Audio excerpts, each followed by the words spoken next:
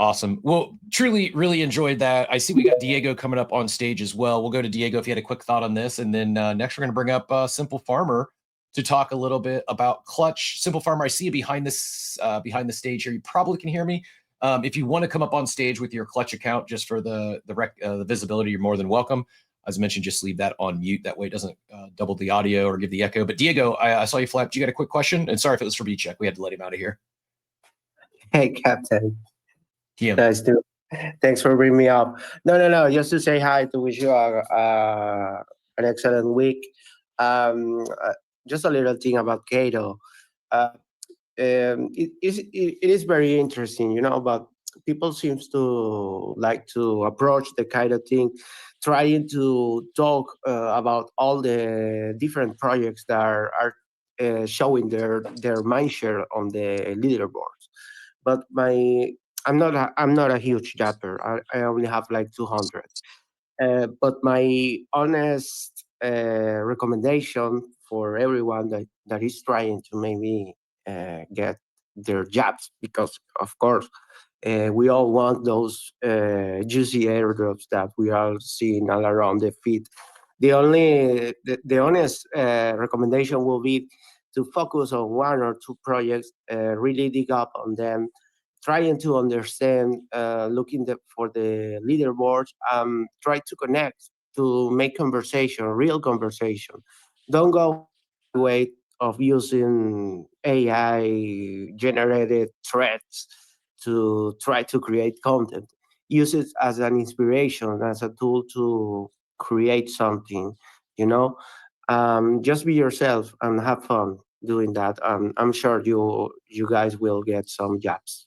Yep, that I wholeheartedly agree. Great advice, and appreciate you adding. Yeah, if it's very like we B-Check and I shared, like especially those people who are deep in not just Kaido and that ecosystem, but anyone who's deep in crypto Twitter, it's pretty obvious who is just tweeting something because they're trying to farm an airdrop, or who used AI or ChatGPT to put out a post versus someone who's really experimenting and researching a protocol. So the summarize what Diego shared there that I will double tap on is don't try to talk about every single protocol. And there's like over a dozen now. Find one or two that you're actually interested in, do a deep dive, talk about that maybe once a day for a week and see what happens. Maybe one of them catches. And then the other thing he said is find your leaders. Go comment on B-Check. Go comment on Brad. Go comment on IC. Some of these ones that are driving a lot of yaps, maybe they haven't come across your content yet. By interacting and communicating, commenting on their post, you're likely to start picking up some of those additional smart followers. They're likely to interact with your stuff in return. And it's not there's no like shortcut to the top.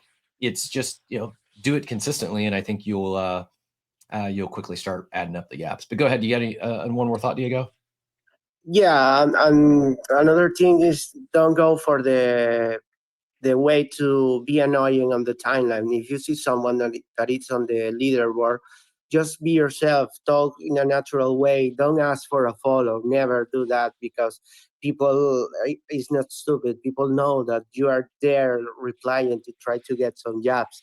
But if you go the organic way, asking for doubts, ideas, or something that you are thinking about the project or the post that you are commenting, just be yourself.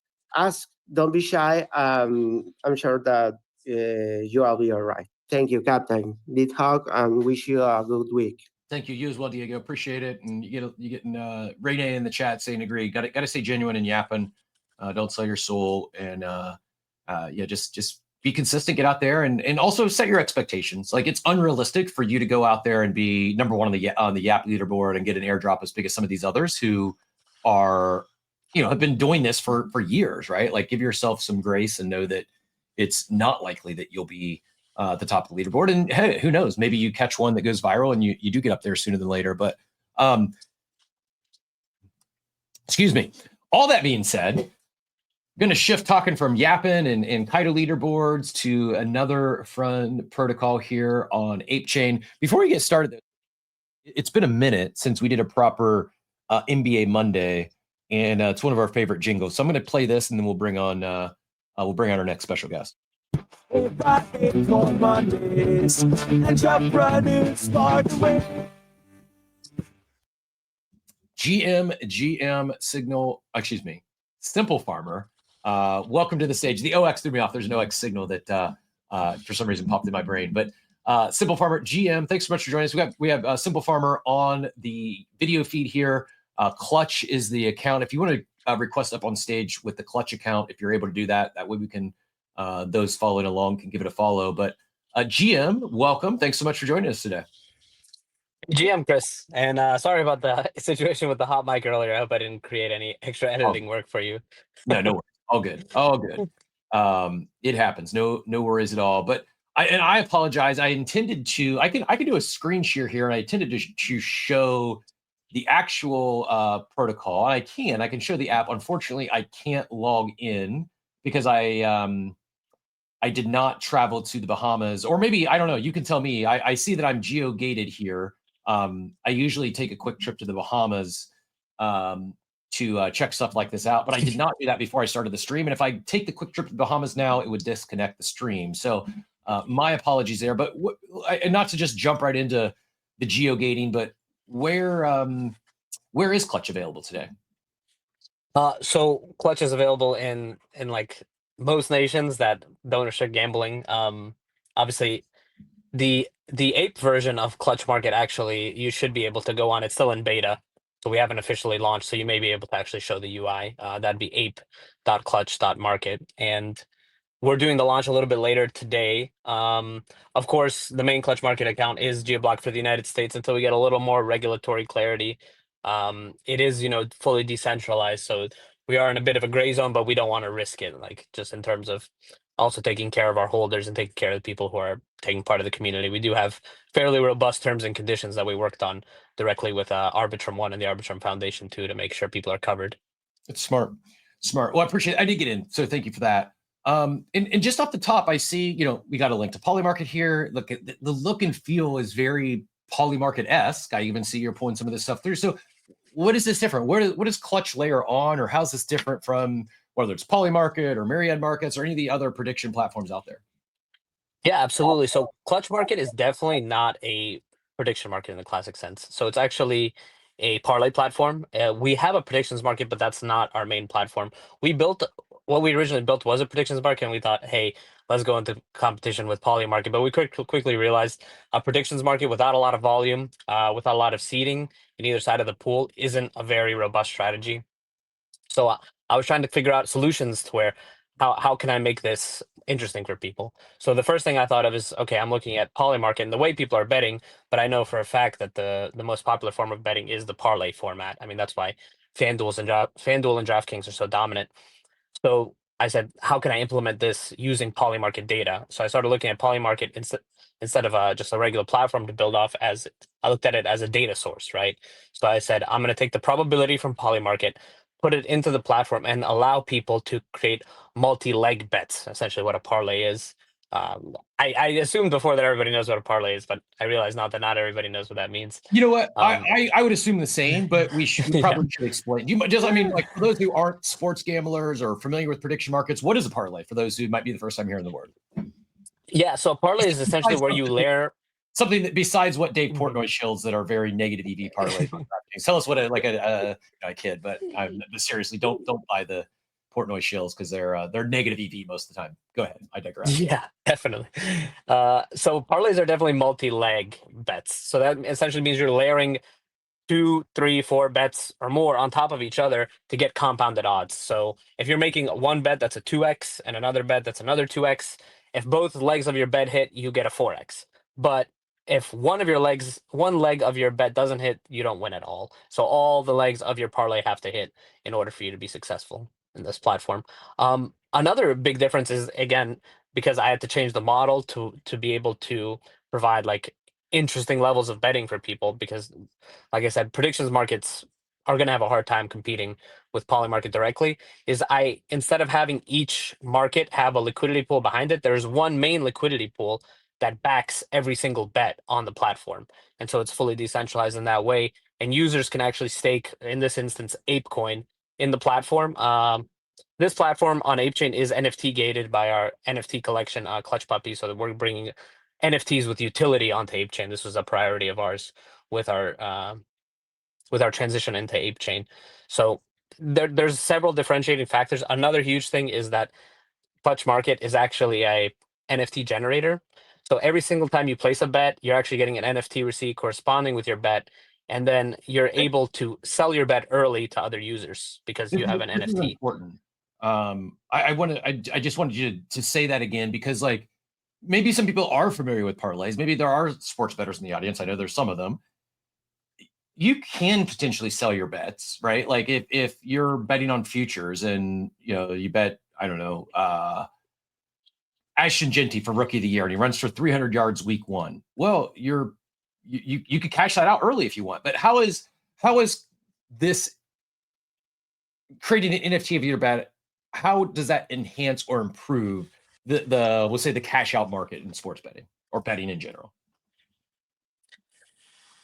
Yeah, so it lends to additional strategy as well as arbitrage. So people can then arbitrage odds essentially because odds change over time. So, for example, if you bet on the Lakers to win the NBA Finals next year, and all of a sudden they trade for, I don't know, Giannis Antetokounmpo, their odds skyrocket up, right? You have that arbitrage opportunity where you actually got in for a lower price on a bet that included the Lakers winning the NBA Finals, being the NBA champion. So it leads to additional strategy, and also this is what's unique here is that we're in Web3, right? So it's decentralized. A lot of sports right? books, yeah. So Yeah. so go ahead. I didn't mean to cut you off. I'll let you finish. Yeah, it's fine, no problem. So Clutch Marketplace is actually our NFT peer-to-peer marketplace, and it was initially we created this actually as a cross-chain peer-to-peer token exchange because we were existing on a chain that had a really slow bridge to bridge off. So it took people 7 days to bridge off. So I built out the platform to give people the opportunity to exchange their tokens back instantly peer-to-peer. I was like, okay, if we don't have a bridge that's instant, users could be the bridge and they could just make premiums off other users for bridging them faster. And then I said, okay, now what if I give the users the ability to do NFTs with this? So then I did that, and then once I built the Parlay platform, I was like, I might as well have the parlays be NFTs and make them tradable. So it kind of came full circle. And again, just to I know we do have a lot of sports bettors. You've already connected with Bunchu. He does our regular Thursday segment here. Just long time friend of us and friend of the show.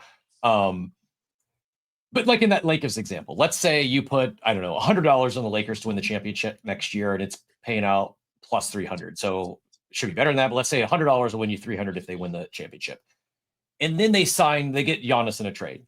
Now all of a sudden their odds go from plus 300 to plus 100. You're far better odds the Lakers win. Let's say you made that bet on Bovada or DraftKings. They may give you could cash out your bet, your $100 bet, you could cash out for $150. Whatever the platform, whatever the book decided they're willing to pay you, you got to keep in mind too, they probably want you to cash out. They probably know they've got algorithms, they've got bean counters there that they're not giving you, that most likely not giving you plus EV odds on the cash out. They want you to cash out your tickets because it's mathematically, it's a better deal for them for you to cash out than you end up hitting the bet that they think that was likely to hit. Whereas, so they're going to give you less of a payout, most likely. Then you might be able to get in the actual open market, a peer-to-peer market, where here in this example, you have that same Lakers bet, they get Giannis, you could list your ticket for sale for not $150. Maybe you list it for $500 now, because if it wins, if it hits, it's going to pay out $1,500. I know I'm making up numbers here, but the idea of this peer-to-peer betting markets, I think it's the future, not just for parlays, not just for cash outs, but the idea of being able to sell your bet tickets on the open market, not have to just take you can't shop that. I guess you can. There's probably secondary platforms, but it's just not easy. You got to jump through a bunch of hoops if you want to sell a ticket you have today on a future. So this is really evolving what is a booming industry. I don't want to get too far ahead of ourselves here, though, when we talk about Clutch, because I understand it's easy. My brain grasps when you talk, okay, you create a ticket, it creates an NFT, you can sell that ticket. When like you see this parlay I have up on screen here now. I just randomly clicked a couple things here, and we've got will Microsoft be the largest company in the world by market cap by May 31st? That's a 2.9x. Will XRP dip to $2 in May? That's a 1.57x. So individually, I could get 2.9x on that bet. I get 1. Or if I bet them both, it's 4.79. So I could bet $10 and win 46.9 or 46.90. If one of them doesn't hit, though, I zero out.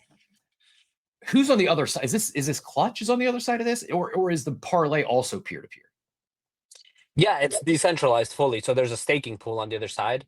If you hold the Clutch Puppies NFT, which is minting right now, Magic Eden, you can stake in the platform. And obviously, as many people know, parlay platforms, FanDuel, DraftKings, they make billions of dollars. So you're pretty much getting access to potentially a massive revenue source. We can't tell you what your APY is going to be now because it's volume based, right? It's based on how many users come through. But we did a 45-day test run on Arbitrum, and we were getting over 200% APY on 180K in trading volume. Impressive. So let's go to the NFT, and I'll grab a link and put it up top here in a second. If you hold the NFT, you can stake. You're staking Clutch, or you're staking Ape, or both. You can stake Clutch on Arbitrum. You can stake Ape on ApeChain. Okay. Yeah. And so I do have to have the NFT to stake. Are there other perks or other utility that come with the NFT? Yeah, absolutely. So we're actually working in partnership with Banana Bill as well as the Arbitrum Foundation, and they really like the product. Obviously, they think of it as a platform that could potentially bring on a lot of new users to both ApeChain and Arbitrum. It's the Arbitrum orbit. So they're actually going to be funding a lot of free bets for users as well, and we're going to be giving that out to the users who hold the Clutch Puppies NFT. And then also, as an added bonus, we're actually dropping an ODT options mini game. If you remember the pancake, I mean, they still have them. The pancake swap higher lower prediction. Mm-hmm. So we built out a version of that. It goes over 69 seconds, essentially, where if you predict higher lower correctly, you get a 1.5x. One of the main reasons of building this out is I wanted to help give some of the extra other tokens on ApeChain, some of the meme coins and stuff, potential for extra utility. So we're going to reach out to some of the other ApeChain communities so they can integrate with that platform as well, just so we can get more community interaction going. I'm really, really big on bringing utility to ApeChain, which is already such a strong, robust community of users. It's to put it plainly, free marketing, right? Mm-hmm. You've got 20 people hosting spaces. Spaces are essentially running 24/7 for ApeChain on X. And I think it's just an untapped market. And I think if we attach additional utility to some of these NFT communities, it's a no-brainer. I mean, it does seem that NFTs, at least partially, are moving towards this direction. I mean, you see Bored Ape Yacht Club building out ApeChain. You see Pengu's working on Abstract. So I think people do realize that attaching utility to these things is going to do nothing but raise their ceiling.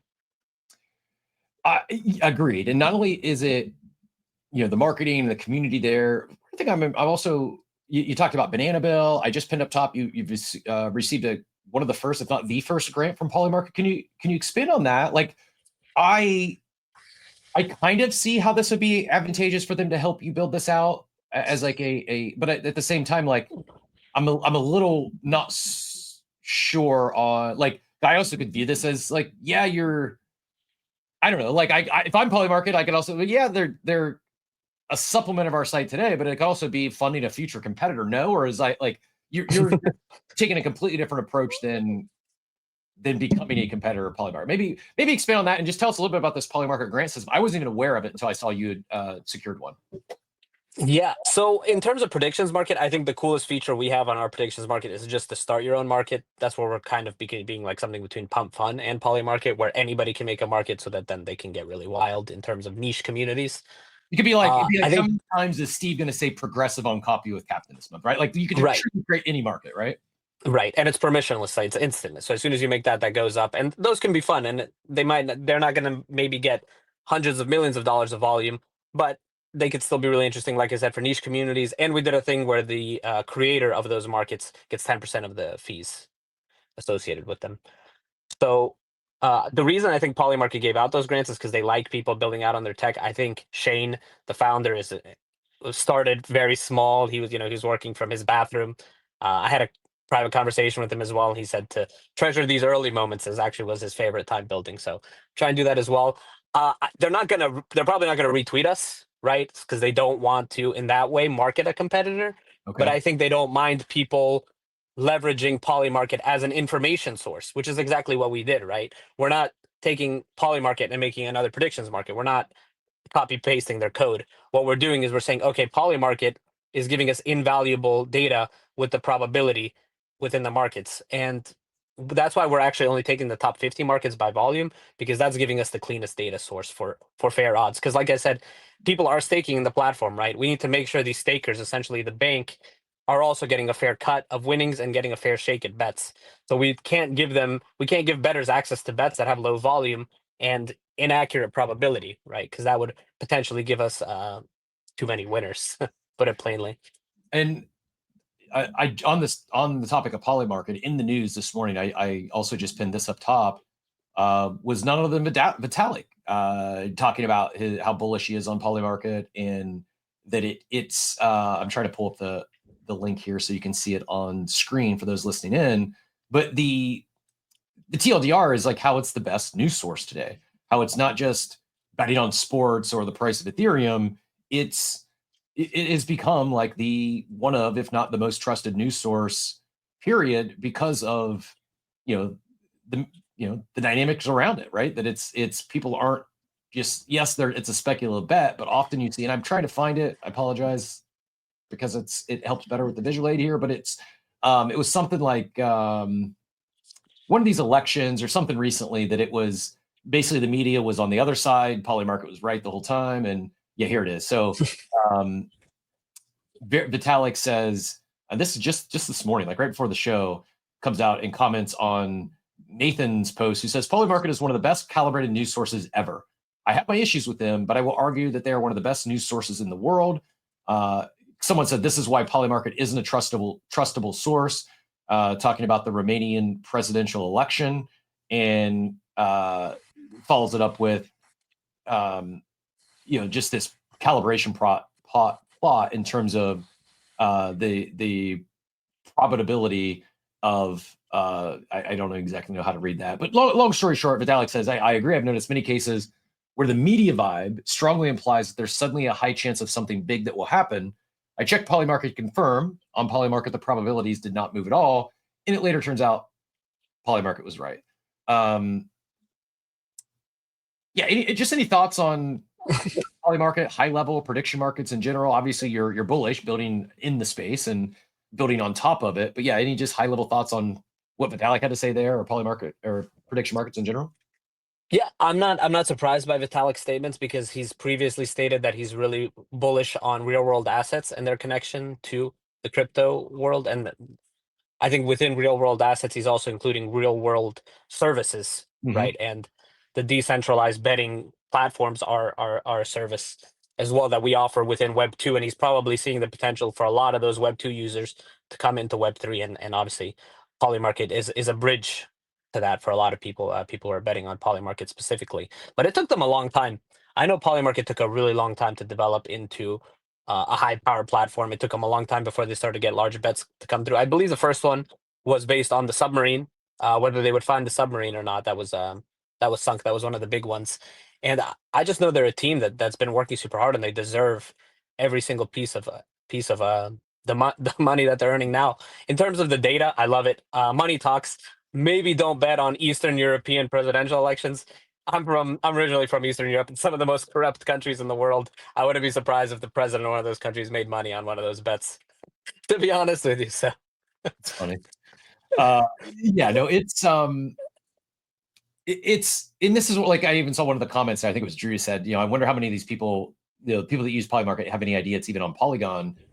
We were talking earlier on the show, I think you were tuned in, where like how InfoFi and content could be like, this could be the content super cycle. Candidly, I thought Polymarket was going to die off after the election. I'm sure volume has dipped a little bit, but they really didn't. Like the election really, it kind of, I think in hindsight, it was their catalyst and set them off to having what seems to be kind of leading going to be a banner year. I wouldn't be surprised if they even have a bigger year in 2025 volume wise than they had in 2024 with the election, because of all the momentum that they were able to build. And what gets me excited is I think there's a lot of people I hear talking about Polymarket, not in crypto, and they're not talking about it as a crypto product, right? It's a prediction market, and it happens to be peer to peer, and it happens to be built on blockchain, and I think it is this sort of stuff. And then when you see like I guess help me like what would you?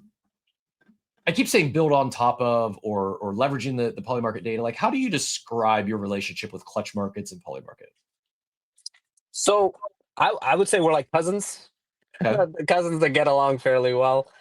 We're like the cousin that saw them doing well, and we're like, we could maybe do something similar, but we don't want to steal their idea. We want to do a different version of the thing. So the thing is, I was actually in Sweden, and Sweden is a supercharged country in terms of gambling. Gambling ads are running nonstop. But what I was noticing is that all of the gambling ads running are based on these multi-leg bets, right? I think parlays are pretty much the only thing that's holding back Polymarket from actually taking over DraftKings and FanDuel, to be honest with you. And so that's why I think we in Clutch Market filled a huge gap there. What does that mean for the future of Polymarket? Will they introduce parlays? Maybe. Or will they look to a partner to establish that within there? I ask, like, do you is it to partner with them? Is it get acquired by them? And maybe to be determined. But yeah, do you have like what's your ideal scenario? How do you hope this plays out? I'm not against that. If they came forward and offered a deal where we would partner or even be taken over by them, I wouldn't be against that. Obviously, I've been working on this for a long time. I'd still like to be, involved always in the decision making of these things. But I'm humble enough to know that maybe there's only a certain ceiling I can take this to. I'm putting in massive hours right now, Chris. I'm putting in 7 days a week working on this, trying to get the word out as much as possible. I mean, I don't know that Clutch has as much exposure as it deserves. Is that proof of cabal within the crypto community? I don't know. Maybe, but we're doing our best to get the word out. And also, we're on Arbitrum and the Arbitrum orbit. Obviously, super bullish on ApeChain and everything. But that being said, we do have potentially a smaller user base than Base and Solana. We're taking the hard way, right? But I think that hard road is leading us to improve everything in the platform. Like, I'm making sure the UI is one of the best you'll see. I'm making sure the experience is one of the best you'll have. I'm making sure that additional features complement the platform nicely. So I think the crucible of going through this difficult process is actually improving our product in the long term. So what the future holds, I don't know. In the meantime, it's just wake up the next day and keep working at it. Yeah, no, salute to you, and I've not had near the success that Shane, the founder of Polymarket, has had, but I would agree with his advice. Like, enjoy, this is the fun part, enjoy this time. And I will show, because at first I was on the main page, as you mentioned. I just got into the Apes Predict side, and just the idea of like these niche, it's not gonna drive the most volume in the world, but just some fun stuff. You wanna create a bet with your friend group. Easy way to put it up on chain, and everyone can vote in a decentralized manner.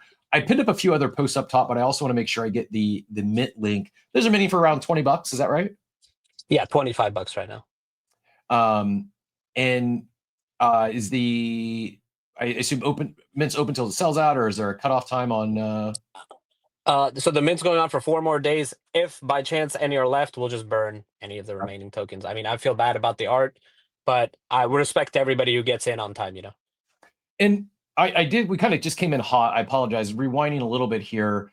We just started talking right about it. But do you mind sharing a little bit about I see SimpleFarmer, OX SimpleFarmer. Do you mind sharing a little bit about your journey into crypto Web3 and ultimately what led you to starting Clutch Markets?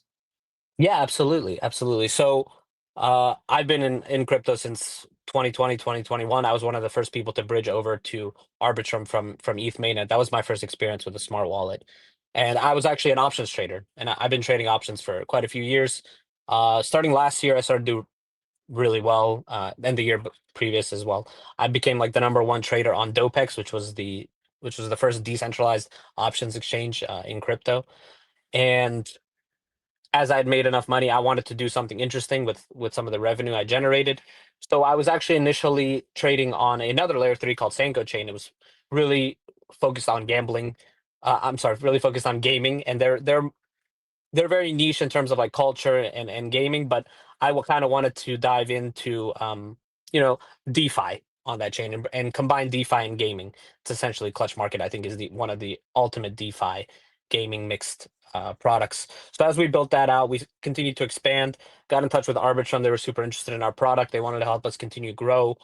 They awarded us a grant, and at that point, we used that to develop Clutch Market as a decentralized parlay platform. And this from there, we also got in touch with ApeChain Spencer at ApeChain and decided to launch on ApeChain and to kind of make our base here, kind of make our stand in connecting with the wider Web2 world. I think ApeChain could be that bridge in with users. Again, there were easier paths. There were different chains we could go chasing narratives, right? But instead, we're trying to create narratives, right? We want to be the wave, not just ride it.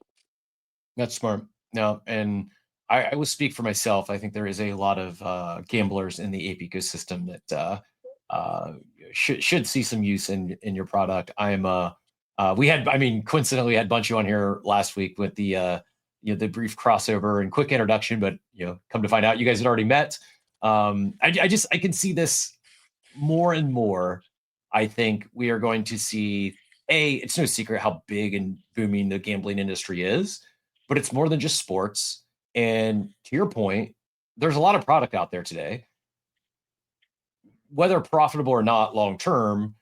A lot of people gamble for entertainment, right? They don't gamble professionally. They're not trying to play it like a market. They play for entertainment. And sometimes it's a lot more entertaining to watch football on a Sunday and have a 6-game parlay out there that you might turn $10 into $1,000 than it is to turn $10 into $17, right? It's just like those that gamble for entertainment. The reality is a parlay is just far more entertaining. And I think if someone hasn't went down that path, often it's unlikely you're going to hit a 6, 7, 8-game parlay. The more legs you have in it, the less likely it is to hit, most likely, even if you're betting all favorites. But with something like this, I'm even looking ahead to like this upcoming NFL season.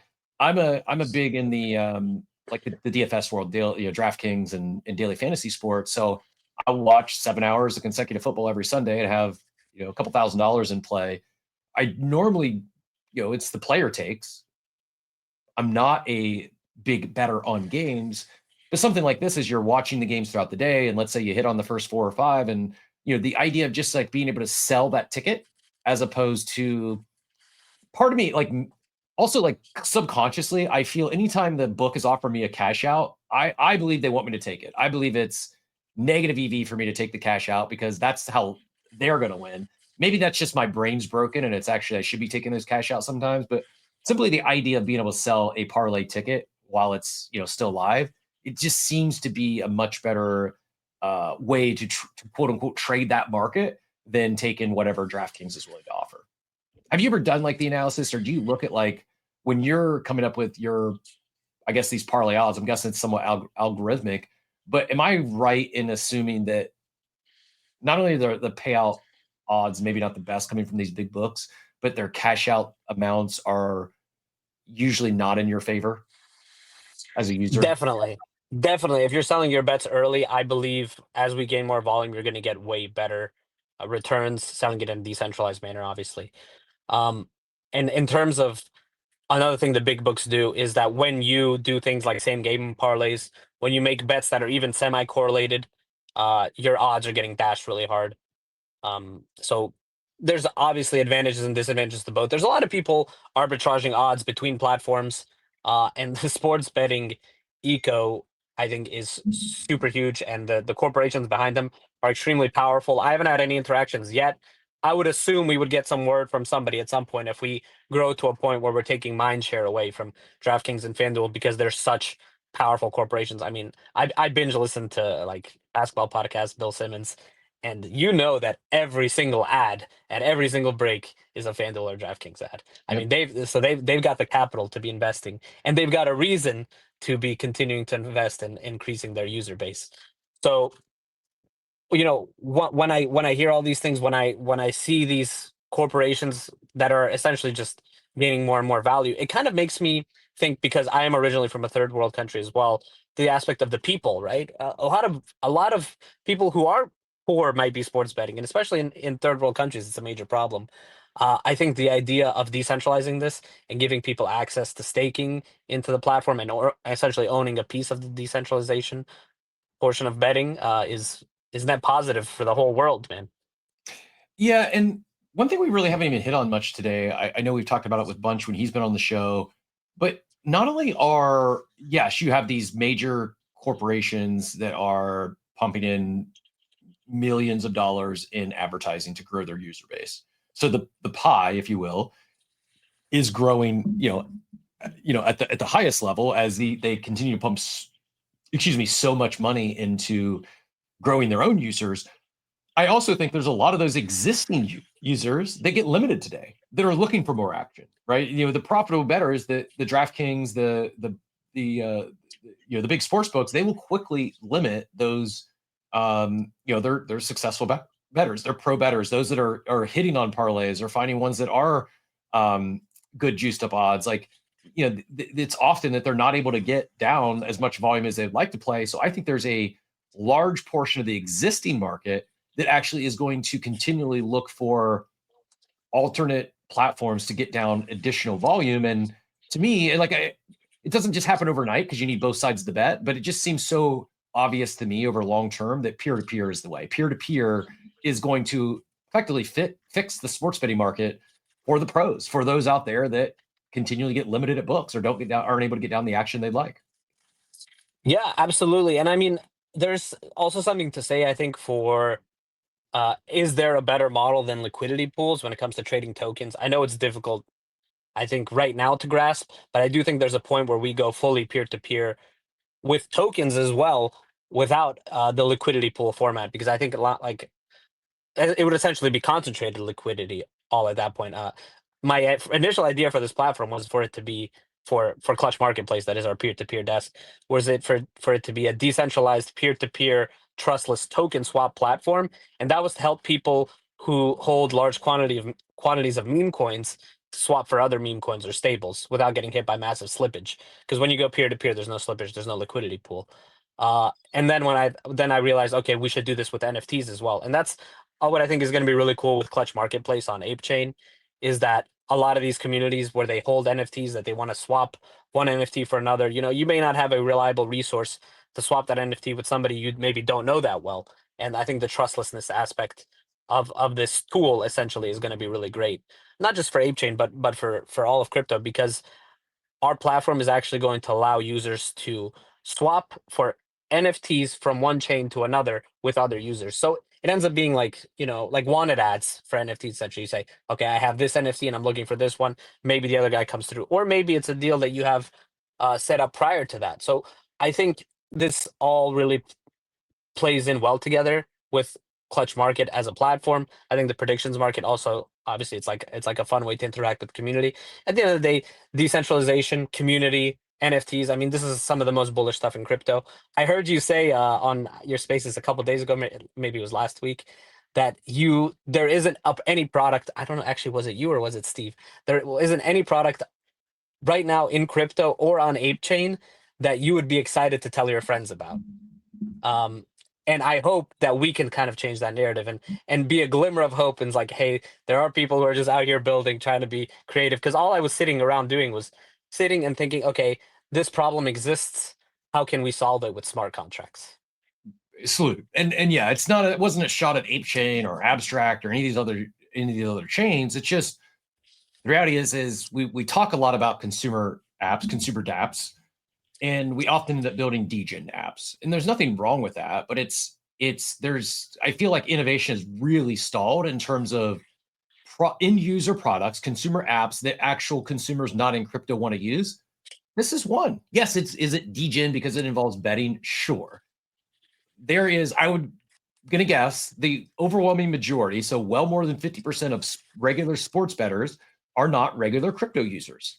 There's a massive market out there of sports bettors who are looking for better solutions because there's a lot of problems that exist in that landscape today. It is an immature market. It's maturing rapidly, and regulation is becoming more friendly. But the reality is it's not a mature market in the sense that there's a few major players that I don't want to say they have a monopoly or a duopoly. Like, there's a lot of books out there, a lot of them are regionalized, a lot of them are statewide. Like here in Florida, I'm limited. Like I can play DFS, but I can't bet on any sports books other than Hard Rock. Again, blame the lobbyist and your governors, but it's a very fragmented young industry, and I know there's a lot of sports bettors looking for other solutions. And yeah, to your point, this solves some of those pain points for your not even professional bettors, even someone that's just like they like getting money down, every Sunday, or they like betting on the NBA. Like there is even as more offerings become available, it is still, there's a lot of challenges in that space from limiting and everything else we've talked about this morning. So yeah, thank you for building real consumer product, whether someone's on chain or off chain, or they're deep in crypto or not. This is solving some real pain points. So more of this. I love the approach. And hey, maybe you're not a sports bettor. Maybe this doesn't excite you, or you're not a prediction market person. Pay attention, go give the Clutch account a follow, support what they're building here, because this is really, I feel, more real world solutions to real world problems will onboard more people to crypto at large. I know we're starting to run up against the top of the hour here, but I will let you wrap up with anything additional that we didn't get to today. But one thing I saw on this post that I'm sharing from, I'm sharing here on the screen, is references the minute a clutch puppy, unlock real utility, rev share, get a cut from every bet placed on the platform, holder perks, free bets, ape rebates, all for owning. Can you expand on the rev share component a little bit? Yeah, so what it means by rev share is that you're able to stake within the platform. We're not taking a large protocol fee on anything. It's just to cover base costs of like API and running the platform. I mean, we're not out here trying to make millions of dollars just from users using the platform. We just want to be able to cover basic operating costs. So it's only a 4% fee on winning bets in the platform. 96% of the losing bet actually goes to the liquidity pool, to the people staking in the platform. And so if you hold the NFT, you can stake in the platform. You essentially get 96% of the revenue that the protocol is generating. That's awesome. That's awesome. SimpleFarmer, is there anything we didn't talk about yet as it relates to clutch markets, or anything you were hoping to share in general this morning? Nothing specific in terms of clutch market. I'm glad you gave me a chance to have an opportunity to come up here and talk. I just want to say I think that your show especially has you have such great pros in the way that you approach talking about Web3 and crypto. I find it really inspirational. You're the first show that I listen to, and it matches up with the other top podcasts I listen to. I think you probably are going to be, let's say maybe like the Joe Rogan of the crypto podcast. I really enjoy your podcast and your shows, Chris. I appreciate you, and thank you for helping get the word out about all the products we're building here. I mean, without people like you, small builders got no shot. Well, you're too kind. I greatly appreciate it. And I have to ask now, though, what are some of your favorite podcasts? What are your go-tos? What do you normally listen to outside of this space? In terms of Web3, I actually don't listen to that many outside of yours and maybe one or two other ones that are on ApeChain. I'm listening to like Bill Simmons, Zach the Low Post from Zach Lowe. I like Brian Windhorst. I like ESPN basketball. I binge basketball podcasts while I'm working all the time. It's like my background noise instead of music. But yeah, I think Bill Simmons is probably top of the line for me. I think it's not just about. I like Colin Cowherd as well. Actually, it's not just about like being into something, and then when you talk about something that you actually really like and you enjoy, it comes off different. And when somebody's fully authentic, like you said, another space, you don't lie, right? And I actually practice the same thing in my life. When you don't lie and you're just fully honest with everything, man, things just work out, and it resonates with people. So yeah, I think anybody who's super authentic, I enjoy listening to. And obviously that's not any kind of hot take, but you know. Well, all the ones you mentioned, they're absolute legends and icons. Even if you mention in the same breath, is quite the compliment. And yes, if you're a basketball fan and you've not found Bill Simmons or Zach Lowe yet, like, you probably go check them out today, because it's very clear they love what they talk about, right? They are experts in their field because they love it, and it's authentic and it's genuine. And I think, not knocking Simmons, but I think Zach Lowe is maybe one of the most underrated people in content creation, period, for his area of expertise. So now, since we've talked NBA podcast, I know that's your that's your love. Who do you like? Is your team still left? Who are you rooting for here to advance to the finals and take it down? Unfortunately, I'm a Lakers fan, so they're out. For now, since the Timberwolves eliminated the Lakers, I'll go for them. You know what? I really like an underdog story. I find that whoever's on the top of the league in that moment, I'm like, I kind of don't want them to win because when the underdog wins, there's something special about that for me. Like, overcoming the odds, coming back, making big comebacks, and then players making names for themselves in these difficult situations. I love, I built clutch markets, and the word clutch is definitely comes from clutch players and clutch athletes. So, I'm hoping the Timberwolves win, but in terms of like the whole NBA, just so it can gain a little more popularity, I think it'd be really positive if the Knicks got a title. Although sometimes their fans and everything is a little too much for me. Respectfully, I'm kind of glad that Boston is no longer in. That being said, I feel really awful about Tatum. I love Tatum, but the Boston Celtics franchise, I'm like, ugh, a little bit. It's tough for me. I'm the same. I am, and I'm going to make some of my. I know Von Frutton is a Indy fan. I'm going to make some of my Indiana fans upset, but yeah, I'm also hoping for a Knicks Timberwolves final. I want to see. I think Anthony Edwards could be him. I think he has the charisma and the competitive fire that I think a lot of these stars have been lacking, and so I would love to see him in the finals. I'd love to see like a great 6-7 game series, and it's nothing against the Pacers, and I'm not a Knicks fan. I think it'd be better for the league if it's obviously a Knicks finals would be far more watched than what a Pacers final. And no offense to you Indiana boys, but yeah, I kind of then I want to see Edwards take it down. It has nothing to do with I have his rookie NBA Top Shot, but it was my first NFT I bought was an Anthony Edwards Top Shot moment. It's actually up, believe it or not, of all the NBA Top Shots. It's still up from the time I bought it. But I digress. Yeah, rooting for Ant-Man to meet the Knicks in the finals, and I think we'd have some good NFT representation too. I know just within the Bored Ape Yacht Club alone, well, Halliburton is on the he's got an ape, and then I think Gobert still has an ape, and maybe Josh Hart. Yes, I think those are the three. I think you hit them. But yeah, man. Well, good luck to your Lakers next year. Maybe they do land Giannis. Yeah. And that's the or I heard the other conspiracy was that the Luka trade was all set up by LeBron because LeBron's now going to ask for a trade to Dallas. So I don't think that's happening. I think he's staying in LA another year or two, but should be an interesting offseason nonetheless. Definitely.